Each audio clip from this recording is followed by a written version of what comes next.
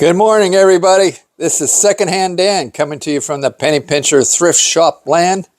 And in that thrift shop, I have my workshop. So I am in my workshop and I'm going to do a alteration of a box for shipping. I did one a couple of videos ago about putting a vintage 1970s wall clock into a box. It was a TV box I had to downsize. So this is kind of the same dealio here. I have to downsize a box because the bigger the box, the more you pay for shipping. So I want to decrease the size to decrease the shipping. Now it is November 7th, 2 days after Election Day. It is 9:30 in the morning. Now, here is the box. And what came in that box was a computer disk with storage. That's what originally the box held. And this box is in pretty darn good condition. You know, I love using old boxes. Some people are able to keep a supply of new boxes on hand. I do have a supply of new boxes, but they're only, I think I only have like two sizes, two variations of new boxes. But I don't have this size, and if I had to go and buy one like that, I might be paying somewhere like $10 to $15, plus the time and aggravation of having to go out and drive just to get the box. And hopefully, you know, you like to combine your trips, but when you're ready to do the job, sometimes it's like, well, I don't have anything to combine that trip with. I'll just have to run up to the U-Haul or the Office Max and buy a box. They even have boxes at Home Depot. But fortunately, I have a box that's going to work, but it's a little bit large. Better too large than too small.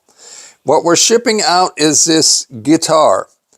This guitar is a collectible item. I'm not sure how much playing somebody's going to want to put on it, but it will play.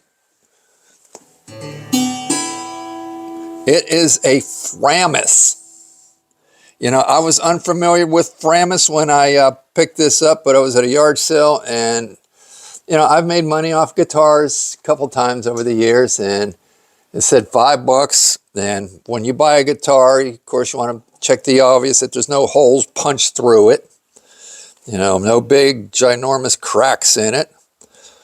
But this one is pretty darn solid. My first thought was, well, this must be a child's guitar. It's really not a child's guitar, although it would be good for one because it's very durable. This Framus was known as a parlor guitar.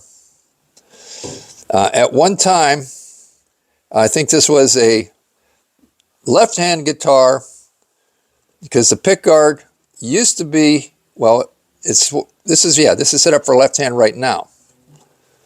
But it used to be a left hand, then somebody, I think, converted it to a right hand because you can see pickguard holes there, there, and there, and there. So this pickguard was probably flipped over and put on this side. And then eventually, for some reason, somebody said we need it to be left-handed, and they put it back on this side. So that explains the additional holes. And I guess the bridge crapped out because there's some extra holes underneath the bridge, so they might have replaced that. When buying a guitar, like I say, you want to make sure there's no big holes where there shouldn't be, but you also want to check to make sure that the strings, that the guitar isn't bowed. And if you look down the edge here, you can see that the distance between the bridge and the strings is within tolerance, and that the neck isn't lifting off the body right about here. So it's in pretty good condition, being that it's probably 50 to 60 years old. I said the make is a Framus after I did my research. You know, the quickest research was just take a picture and do a Google search on the picture. That seemed to pretty much cover the base, but I verified by looking at other guitars on eBay and such things. So I listed it as a Framus, and initially somebody hit a buy it now and said that they was going to give me the $150 for it. No, I take that back. It wasn't a buy it now. That was the opening bid, 150. So their bid sat there for a couple of days, and before the auction was over, they withdrew the bid. And nobody else got back on it, so I ended up relisting it. Now I relisted it at a starting bid of 120, and so somebody has purchased it. I need to get it ready to ship out, so I'm going to alter this box. It's too wide, so we're going to narrow it.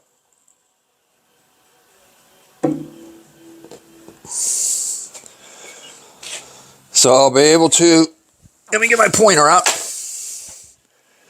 get the saw and cut all the way up through it on both sides, and that will then be used as a lid, and I'll be able to push this cut off section over top of the remainder section, which will strengthen this box and help protect this guitar.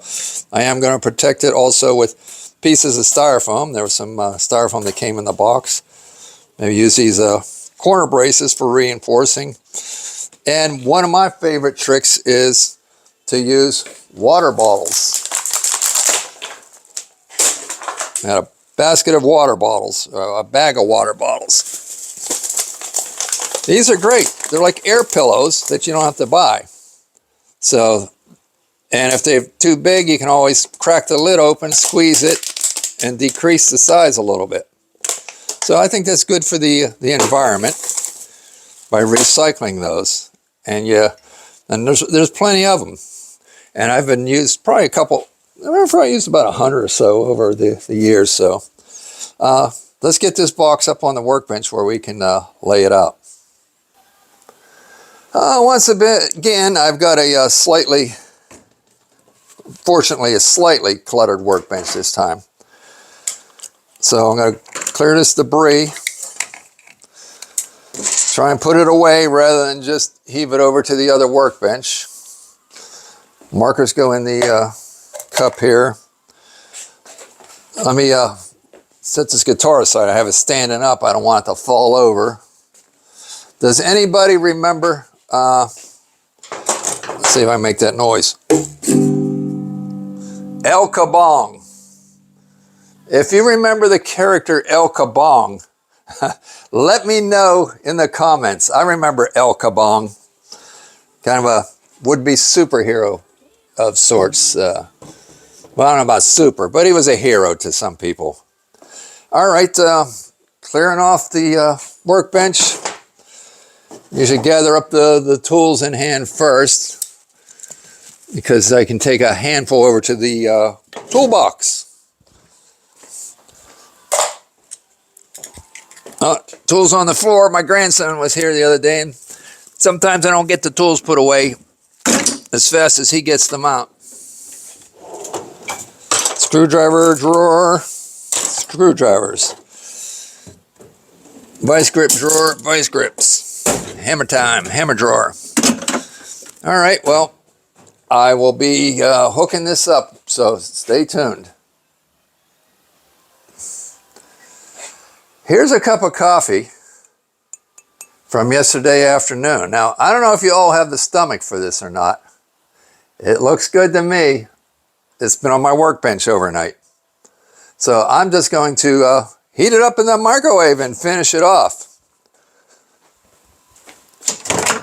Fortunately, there's no bugs in it. I give it let's add 30 seconds. Sometimes I leave a cup of coffee on the workbench or other drink, and you come in and there's some fruit flies in it. But that one was clean. And if you did swallow a fruit fly, what's it gonna hurt? Am I grossing anybody out yet? Hey, that's good coffee. Check out this mug. This is my favorite mug. And it takes me back to about the I'm really guesstimating, maybe early 80s. I had worked through a temp agency, and I got a temporary thing helping clean floor in a, I believe it was called Del Kemper's or something like that. It was a store that sold clothing, knickknacks, and stuff like that. The middle of the road. It wasn't exactly a Sears or J.C. Penney's back when we still had Sears and J.C. Penney's in the day. But this was, we cleaned the floors like when the store was closed. So we stripped them, waxed them with the buffer, back and forth. And I saw this on their shelf of knickknacks, and it caught my eye. So I made sure came back the next day and actually bought it. And it was my favorite mug for years.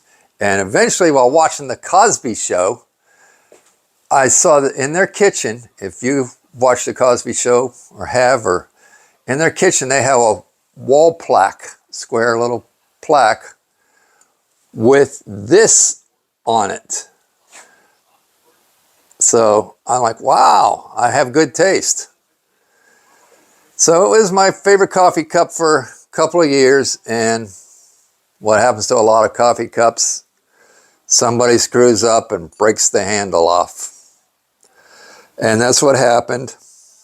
I mean, I didn't exactly shed a tear, but it was disappointment. So I had to let that coffee cup go. And it was like 30 years later, I was able to hunt one down on eBay.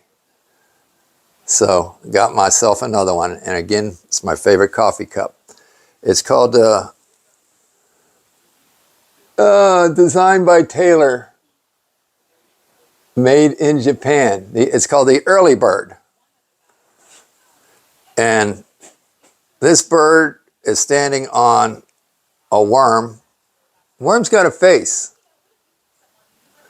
And that worm wraps around and stops short of the other bird. And this bird's got a worm in his mouth. And it wraps around behind him, and that worm has a face. I have 2 early birds and 2 worms. I'm tempted to go off or on a rant. I want to keep it real here, along with a little bit of showmanship, of course, but I'm married. And we're coming up on our 23rd anniversary this December. And I could say, with no doubt, often it's been a bed of roses, but with that bed of roses, there are thorns. So at this hour, I guess I'm feeling the thorns. The wife and I don't always see eye to eye, and we go head to head on certain issues. And fortunately, we usually overcome the issue, but it still seems to remain an issue in the background. Because you can't always just resolve an issue. You can't just change a person. You can want that person to change. I know that person wants me to change. And to some extent, I'm sure we both have changed, but ultimately, neither one of us, I guess, has changed to the degree where the other person can look at the other one and say, I'm satisfied with where you're at now. So, right now, I guess I'm in the doghouse. Been there before, I don't like it. So, I'm trying to put on a happy face regardless. Anyway, guitar. We're getting ready to pack up a guitar. And I told you I make money off of guitars, so let me show you what's still around the store here in the way of guitars. I have over here a guitar case. This is not the case that guitar I'm getting ready to box up came in. I am boxing that guitar up without a case. But this is from another sale, and it obviously is covered with signatures. It is from a group that, ever hear of Jars of Clay? If you are into contemporary Christian music, that might ring a bell. You can see right there, there's one of the jars of clay. But all these signatures, Ephesians 1:18, underneath that signature, I was never a Jars of Clay fan just because I am unfamiliar with their work. I don't think they were played much on the pop Christian station. I couldn't name one song they did. I was into a group called Petra. And every once in a while I like to pull out my old Petra CDs and listen to them. One of my all-time favorite Petra songs is I'm Clean. I think maybe Jars of Clay was touring also with a group called Kuros. So, if you know anybody from these groups, tell them I have their guitar case. I'm sure they wouldn't mind giving me a couple of bucks to get it back. Check out the inside. Ta-da! Zach. Would have been nice if it said Hendrix, but that did come with a guitar. Let's step into the showroom.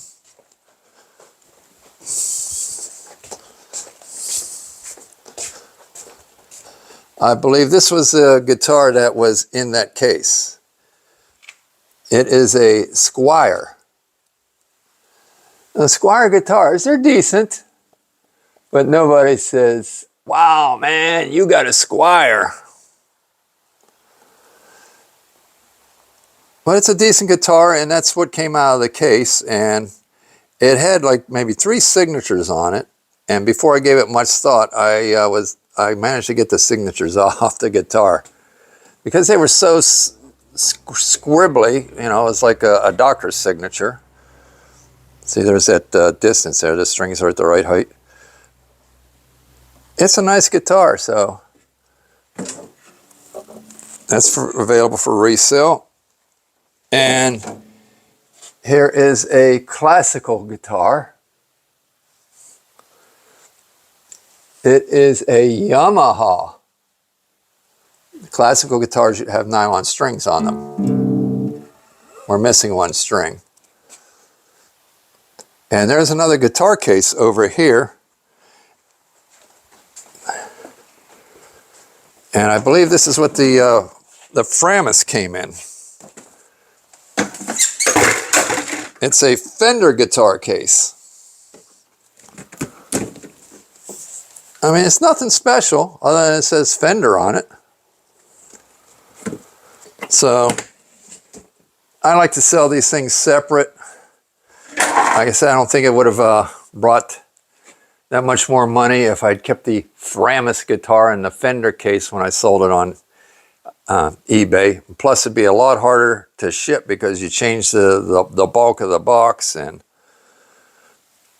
you change the weight, and the guitar name don't match the guitar case, and I'll probably just maybe sell that Fender case at the flea market. Now, I do get people in here who will say, do you have any musical instruments for sale? Do you have any guitars for sale or amps?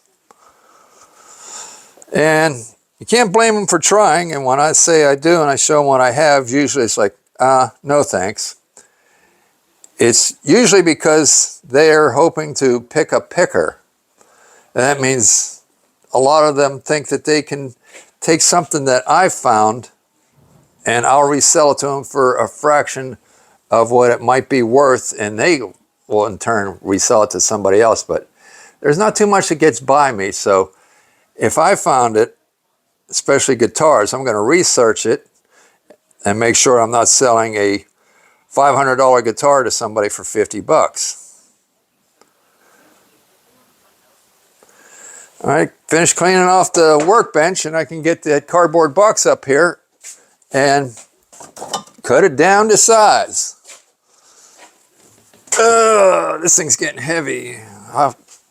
One of my projects I'm building is getting heavy.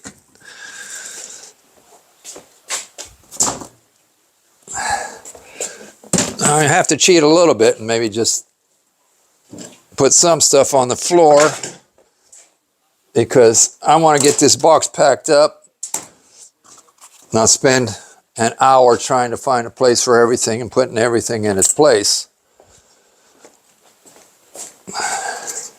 I'm one of those guys that looks at something and says, I don't want to throw that out. It might have a use someday. One of my favorite adages is that if you can't find a use for it, throw it away. And then days later, you'll find out that you needed what you threw away. I swear that's happened to me, dozens of times. You throw something away, say, finally it's out of my life, it's been around here for a year, 2 years, get rid of it, and you throw it away, and 2 weeks later it's like, oh man, I could have used that thing to, for such and such a project, or I've got such a person who wants to buy said item. But that's just the nature of the beast here. All right, well, it looks like we're just about clear here. I'm going to run the brush across it so we don't grind the grit into the box. I mean, I'm not overly worried about getting a smudge on the box, but the better it looks, the better I look to the people that are buying my stuff. That's one thing I noticed about eBay. I've sold thousands of items, and yet your feedback is only a fraction of the actual customers that, no doubt are satisfied with their item, but they never managed to leave a good comment. I was thinking eBay should come up with a system that rewards people for leaving the feedbacks. So maybe after you leave 50 feedbacks, you get some eBay bucks or something like that to encourage people to leave the feedbacks. But most people are just, it's kind of like trying to get a comment out of my viewers. I do get watches, but the percentage of watchers don't leave a comment. And I'm guilty of that myself probably too. It's not too often I leave a comment, but we like to get them. So I hope I get better at leaving them. My problem with leaving a comment is my phone, of course you just speak to it and it runs a text out and it's like, it seems like it's about 25% wrong, so you got to spend the time going dit, dit, dit, dit. And if you're my generation, you don't have the fast thumbs. No, I'm like, trying to correct these things and hit the delete button and hit the back button. It's just, all right, well, we have to determine the size this box is actually going to be. Got a little bit of a mashy corner on there. So do we want the mashy corner to be the lid or the main body? It probably doesn't really matter much either way. But we got to get the guitar back up here. I said this guitar is collectible, but it has a history. Of course, we already discussed the pickguard. And actually, there's a glue residue from the original pickguard. So this is not the original pickguard, and I think I remember stating that in the eBay sale, but the pickguard used to come all the way down to here.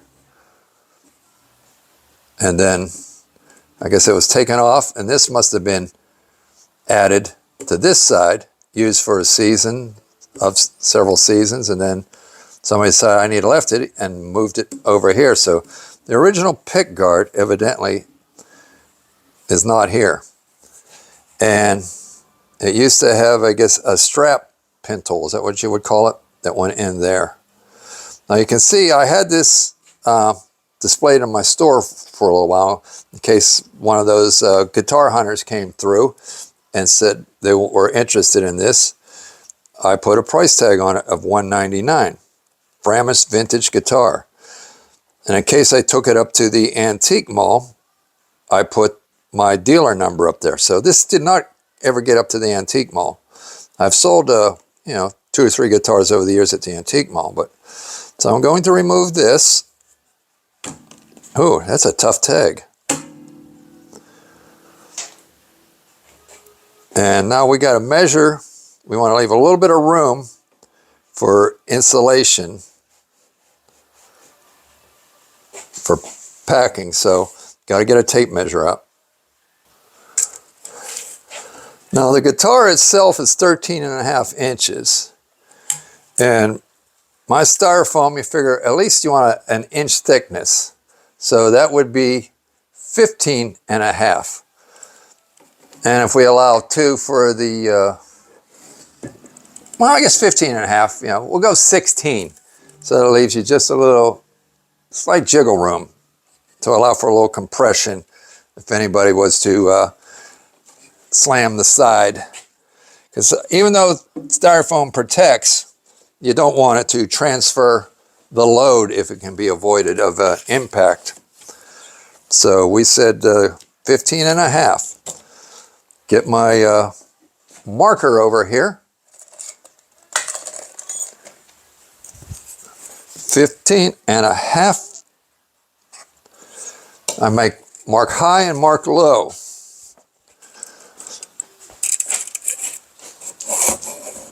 And then we're going to get the straight edge. Well, may as well mark the other side as well.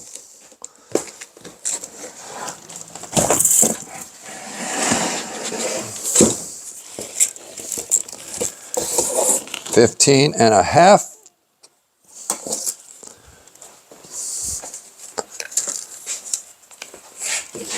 $15.5.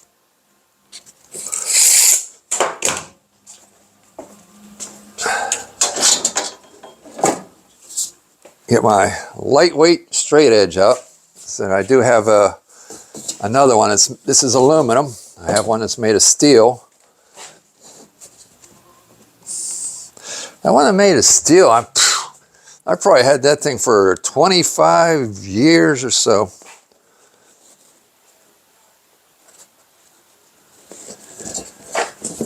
All right.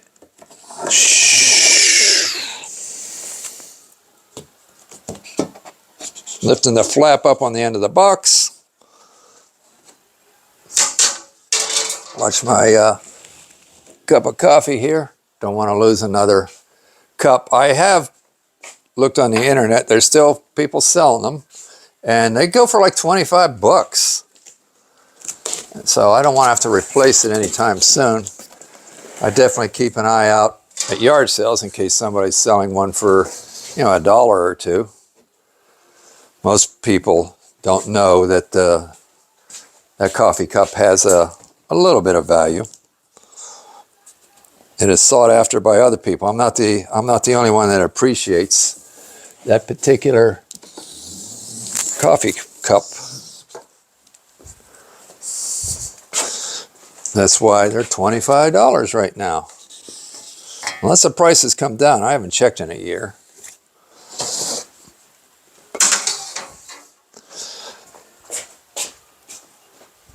Now I'm going to get a square.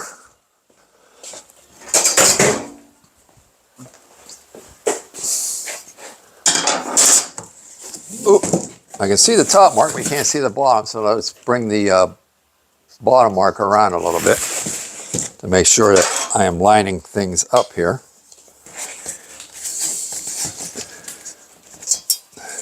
Bring this mark around a little bit. Okay.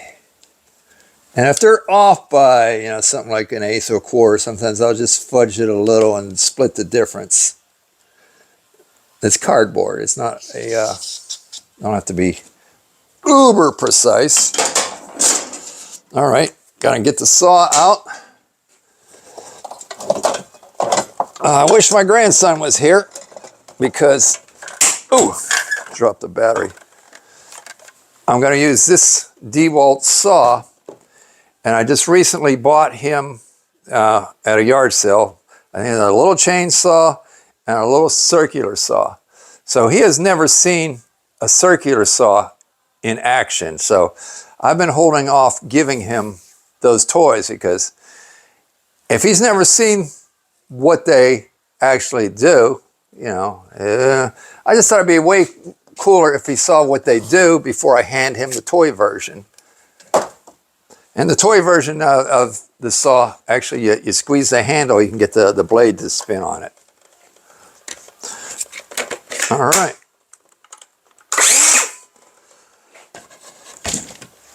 Okay, I'm going to make a little bit of noise here.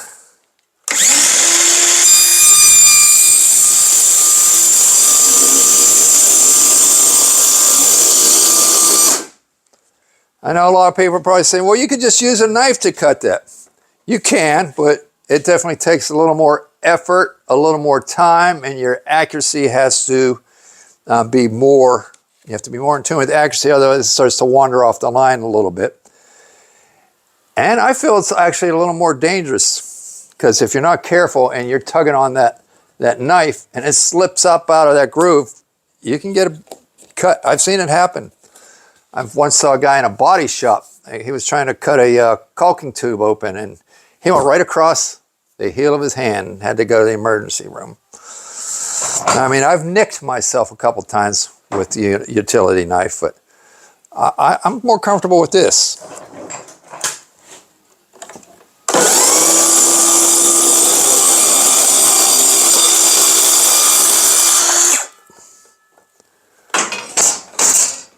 Granted, this does make a little more mess, but it ain't that deep.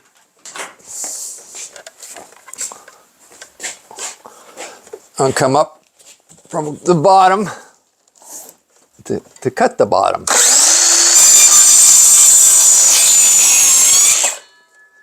Okay, and across the face.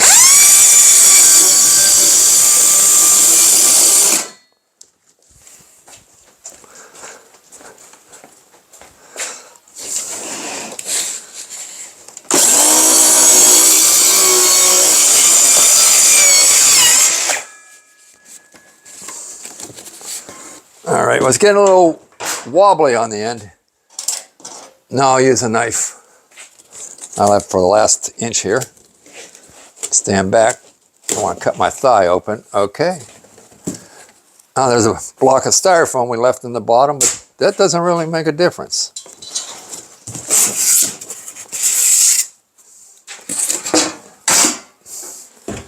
Now, this will become the lid.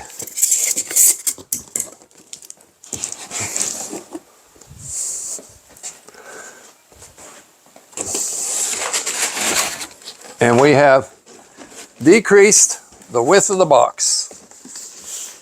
So the rest of it's pretty straightforward. I'm not going to drag you through the rest of the packing because I just did one with that clock. So, you know, I'm going to line it with some styrofoam, and maybe a couple of plastic bottle or two. I think the height is pretty good. It's even if it was, let's say 4 inches taller than it needed to be, I don't think it really is worth trying to trim down the height. But the height is pretty much dead on because by the time I put a block of styrofoam in the bottom and end up with some in the top, it's going to be just right. Well, thanks for watching my video. And if you remember El Kabong, remember El Kabong. Let me know in the comments. All right, everybody, have a great day. Bye.